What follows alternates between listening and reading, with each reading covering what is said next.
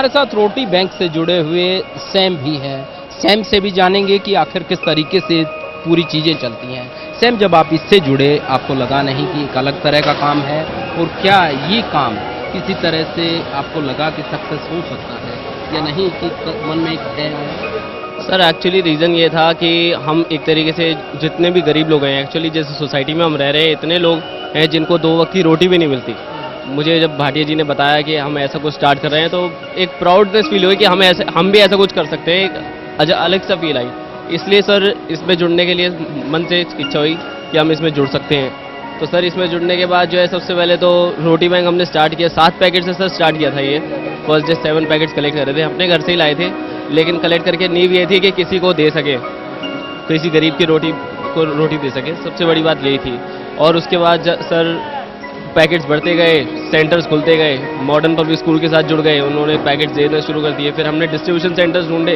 ज्ञान आधार सोसाइटी है एक, वो लोग गरीब बच्चों को पढ़ाते हैं, ऐसे ही उन लोगों को सब दिए गए रोटी पैकेट्स। कुछ अच्छे के लिए करा है, इसलिए जो है दिल से इच्छा थी कि हम रोटी बैंक के साथ जुड़ सकें। जबकि आप रोटी बैंक के साथ जुड़े हुए हैं, किस तरीके से तमाम चीज़ें डिस्ट्रीब्यूशन आप क्या करते हैं, किस तरह का सहयोग करते हैं इस रोटी बैंक? सर एक्चुअली क्या है, हमने सेंटर्स बना रखे हैं, जैसे मॉडर्न पब्लिक स्कूल्स है और हमारे घर से हैं, तो रोटी पैकेट्स वहीं से आते हैं। वहाँ से हम खुद जाके कलेक्ट कर लेते हैं, और जिन लोगों को ज़रूरत है उन तक हम अपने पहुँचाने की जो है जिम्मेदारी समझते हैं कि हम पहुँचा सकें उन लोगों का तक जिनको ज़रूरत है इस चीज़ की। जब आप किसी को रोटी देते हैं, जब वो रोटी खाता है या आपकी दी हुई रोटी से किसी का पेट भरता है, कितनी संतुष्टि होती है, या किस तरह की आप समझते हैं कि ज़िंदगी में मैंने ये एक चीज़ कमाई? सर सोसाइटी के लिए कुछ करना है, इज़ ग्रेट थिंग, ऐसा मानता हूँ कि मैं। इसके लिए कोई ये नहीं है कि कोई वो कर रहा हो, किसी को दिखाने के लिए करा जाए, तो दिखाने के लिए नहीं है। सिर्फ सिंपल बात यह है कि अपने मन की संतुष्टि के लिए कि हम किसी लिए कुछ कर रहे हैं। कोई हमको दुआ देगा तो हमें आगे लगेगी, किसी की बद्दुआ भी नहीं लगेगी, लेकिन दुआ ज़रूर लग जाएगी।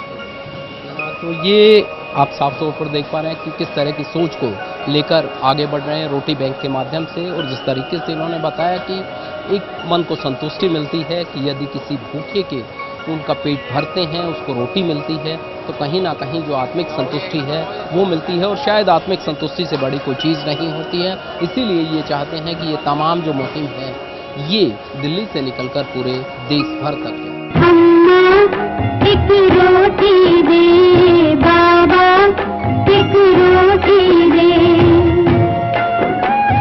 भूखे बच्चे मांग रहे हैं सबसे हाथ पसार के, अम्मा एक रोटी दे बाबा, एक रोटी दे। बढ़िया जी, तमाम जो रोटियां यहाँ पर कलेक्शन हो रही हैं, हम देख पा रहे हैं वो सिल्वर फॉइल में रैप है। क्या इसके पीछे भी कोई कारण है? लेने वाले को ये महसूस ना हो कि रोटी अलग अलग जगह से आ रही है, उसे लगे कि ये उसी के लिए बनी है और उसी के निमित्त बनी है। इसलिए हम लोगों से अनुरोध करते हैं कि रोटी को जो सिल्वर फॉइल में लपेट के एक सा पैकेट नजर आए वो लेके आए। बढ़िया जी, आप यहाँ पर आज़ादपुर मंडी में जो लोग आपके पास आकर रोटी ले जाते हैं या जिनको आप रोटियां बांटते हैं, इसके अलावा भी शहर में दूसरी जगह पर जाकर आप लोग रोटियां देते हैं क्या, जो लोग नहीं आ सकते हैं? हमारी प्रायोरिटी पे रैग पिकर्स बच्चे रहते हैं, महिलाएं रहती हैं जो कूड़ा बीनती हैं, उनके लिए रोटी बहुत बड़ी ज़रूरत है जी। सबसे पहले हम उन्हें देते हैं, फिर जो रोटी हमारे यहाँ पैकेट बच जाते हैं या कुछ हम रिजर्व रखते हैं। कुछ एक घर हैं जहाँ बुजुर्ग रह रहे हैं, लाचार है, सक्षम नहीं है, चलने फिरने में, कमाने में, रोटी बनाने में सक्षम नहीं है, उन तक हमारे वॉलंटियर्स रोज़ का खाना, दोपहर का भी और रात का भी उन तक पहुंचा कर आते हैं जी। एम्स में, ऑल इंडिया मेडिकल इंस्टीट्यूट में हफ्ते में 4 दिन हमारा सहयोग जाता है, लगभग 300 पैकेट। वहाँ जो पुअर पेशेंट्स के अटेंडेंट्स हैं जी, जिनके लिए थाली लेना, कैंटीन में खाना कौड़ी की बात है, दूर कौड़ी की बात है, उनके लिए हम यहाँ से खाना भिजवाते हैं। मेट्रो से बाकायदा हमारे वॉलंटियर्स लेकर जाते हैं और उनको खाना देकर आते हैं।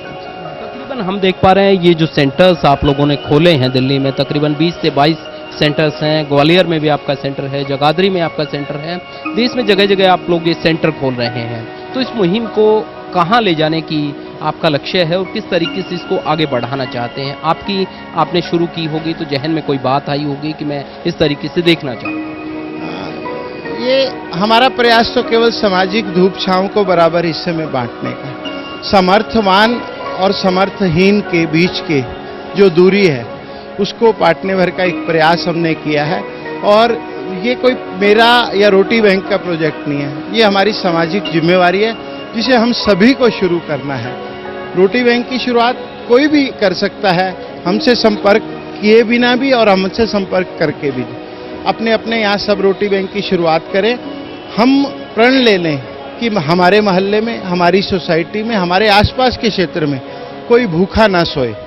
तो मेरे ख्याल से सिस्टम को या सरकारों को इस विषय पर सोचने की जरूरत नहीं है।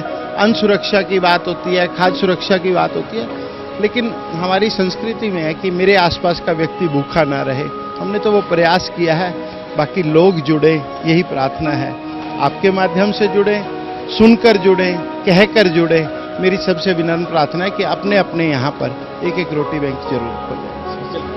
तो भाटिया जी ने जिस तरीके से कहा कि ये एक बहुत बड़ी बात है कि सरकार खाद्य सुरक्षा की बात करती है, सरकार चाहती है कि हर पेट को जो भी भूखा है उसको रोटी मिले, मगर इस तरह का जो प्रयास है वो इस बारे में कहीं ना कहीं इस दिशा में एक बड़ी पहल हो सकता है। और जिस तरीके से राजकुमार भाटिया ने इस पहल की शुरुआत की है, वो ये चाहते हैं कि ये पहल दिल्ली से निकलकर पूरे देश तक जाए और एक मैसेज जाए कि किस तरीके से आप भी किसी भूखे को उसका पेट भर सकते हैं, उसको रोटी मुहैया करा सकते हैं।